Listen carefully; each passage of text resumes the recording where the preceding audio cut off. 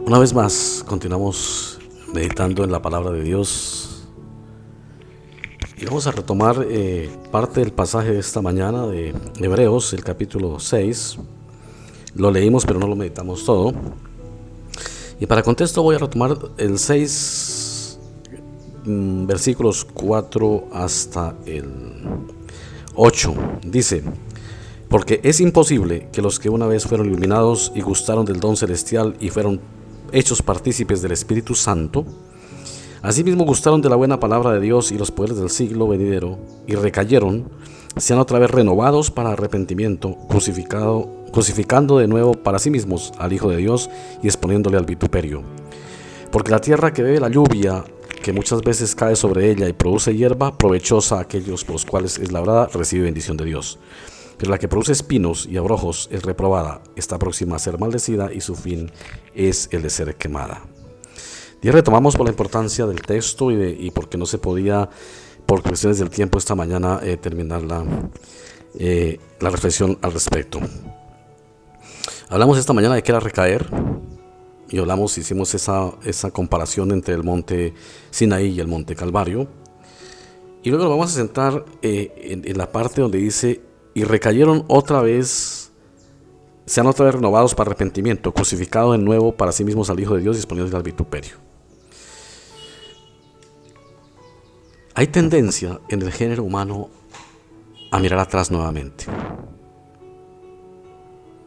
Cuando el pueblo de Israel caminaba hacia la tierra prometida, muchas veces quisieron volverse a Egipto.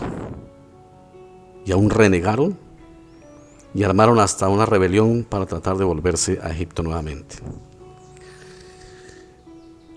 La tentación de mirar al monte Sinaí, cuando hablamos del monte Sinaí, estamos hablando de la tentación de mirar la ley como camino a la salvación, es muy natural del ser humano. Está en nuestra naturaleza. Pero el reto está que mediante la fe miremos al monte Calvario. Y aquí lo que dice es que hubo gente que le fue predicado el evangelio. Se le dijo, se le enseñó y escucharon que Jesucristo era el camino a la salvación, que Él era el Salvador, el Hijo de Dios. Recordemos que los judíos, ellos no entendieron en su mayoría que Jesucristo era el Hijo de Dios y el Salvador, el Mesías prometido, sino que la mayoría lo tildó de mentiroso y blasfemo. Unos pocos, muy pocos fueron los que creyeron. Los demás no. Los demás parece que pronto algunos que alcanzaron a escuchar volvieron a la ley de nuevo, volvieron a pegarse otra vez de que la salvación era por el cumplimiento de la ley. ¿Qué quiere decir el cumplimiento de la ley? Cumplir los 10 mandamientos a cabalidad. Suena extraño, pero muchos creen que los pueden cumplir, que es uno de los engaños más grandes. ¿Por qué? Porque supongamos que nosotros hacemos algo de bien, cumplimos uno, pero violamos el resto. Con una sola coma que se viole de la ley, está quebrantada toda la ley. Y haríamos a Dios mentiroso, porque Dios mismo nos enseña que Él murió precisamente porque las demandas de la ley ningún ser humano las pudo cumplir. Ahora, parece que la crucifixión de Cristo no es suficiente para esas personas. Por eso dicen que entonces toca volver, dice el escritor de Hebreos, que toca volver entonces para sí mismo a crucificar a Cristo, porque parece que la crucifixión no. Toca que Jesucristo se crucifique otra vez, a ver si por fin se dan cuenta y validan la cruz de Cristo. Ahora, hoy, ¿cómo podemos nosotros caer en esa tentación para traer el mensaje al contexto? Nunca nos fiemos de nuestra propia santidad. Eso es una trampa mortal. No caigamos en la trampa de que porque yo no hago ciertas cosas que el otro hace, entonces el resultado es que yo soy santo. La conclusión es que yo soy santo. Porque es que como el otro roba y yo no robo, entonces soy santo. Como el otro miente y yo no miento, eso pienso, entonces soy santo. No. Martín Lutero nos dijo que no midiéramos nuestra santidad por los pecados de los demás, porque eso puede ser una trampa mortal camino a la misma perdición. Porque ¿qué pasa con eso? Que vamos a vivir convencidos de que nosotros hacemos las cosas tan bien, que en verdad Dios sí está contento conmigo, pero contentísimo. En tal cambio está airado con el otro, porque el otro sí no hace lo que yo hago, o yo no hago lo que él hace. ¿Qué estamos haciendo ahí? Volviendo a esto. En vez de aferrarnos a la fe, Poner nuestra confianza en lo que Dios hizo por nosotros a través de Cristo. Porque como dijera también Martín Lutero, el Evangelio no vino para enseñarnos qué es lo que hacemos por Dios. El Evangelio vino para mostrarnos lo que Dios hizo por nosotros a través de Cristo. La ley era la que nos exigía como qué hacer por Dios, para que Dios nos aceptara. No, el Evangelio vino para enseñar lo que Dios hizo en vista de que Él sabía en su sabiduría y en toda su omnisciencia, omnipresencia y sus atributos de que el ser humano jamás podría cumplir las demandas que Él exigía a través de la ley. Alguien dijo alguna vez que uno de los errores que el pueblo de Israel cometió es que eligió el camino de la ley para llegar a la tierra prometida en vez de haber elegido el camino de la fe. Eligió el camino de la ley y no llegó a la tierra prometida. Sabemos que solo 2 personas de toda esa generación que salió de Egipto llegaron a Canaán. Entraron, ya saben la historia, Josué y Caleb. De esa generación que salió y eligió la ley, no nunca llegó, porque eligió el camino de lo que no podía cumplir, en vez de elegir el camino de la fe. Y eso nos puede pasar a nosotros hoy.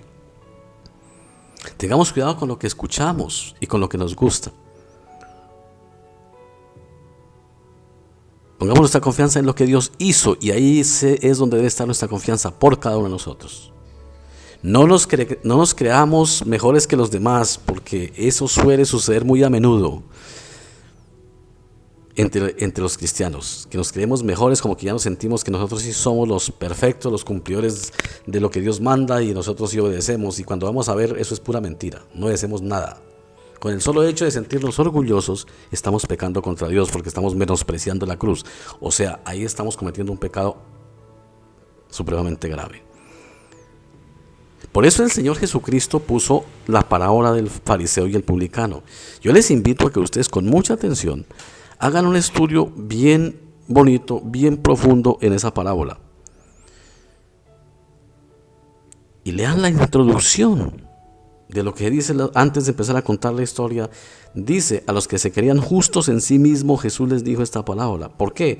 Porque hay tendencia a creernos justos en nosotros mismos, y cuando eso pasa es porque de alguna manera implícitamente estamos convencidos de que estamos cumpliendo la ley.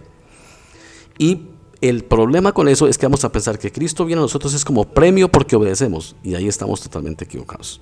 Eso es lo que dice recaer, volver atrás, sabiendo que Cristo hizo todo por nosotros y que es suficiente. Dice: entonces hay que volverlos a crucificar.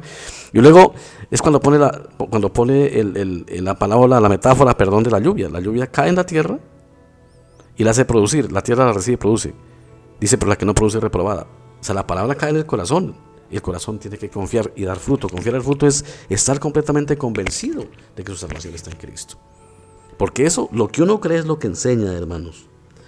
Primero, para seguridad de la salvación de uno, en primer lugar, pero en segundo lugar, eso es lo que va a enseñar. Lo que usted cree en su corazón es lo que va a enseñar.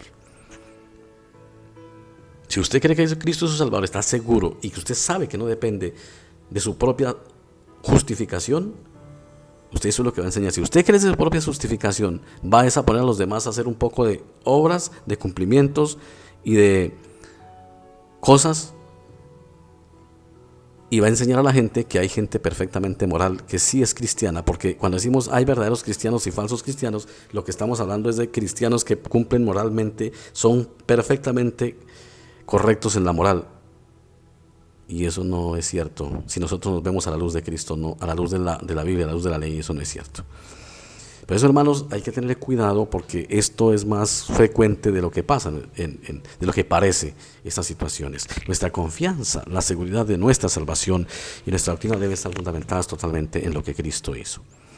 Amado Dios, muchísimas gracias por salvarnos. Padre, ayúdanos a no caer en la tentación de recaer, de olvidarnos que tú eres el que nos ha salvado, y empezar a confiar en nuestras propias justificaciones y nuestras propias fortalezas, que no son nada sino debilidades. Y apartar nuestra mirada de ti, y ahí sí, como dice, ya no hay preparación para arrepentimiento. Que jamás apartemos nuestra mirada de ti. No permitas que nada, ni nuestra propia religiosidad y egocentrismo, nos separe de ti. Nunca permita que pongamos nuestra mirada en nosotros mismos, sino en ti. Porque si la ponemos nosotros mismos, vamos a perecer. Vamos a perecer. Por eso, Padre, te pido que tú nos ayudes, que tú nos guardes y que pongamos la mirada siempre en ti, Señor, siempre en ti, no en nosotros mismos, nunca en nosotros mismos. Por Cristo Jesús. Amén.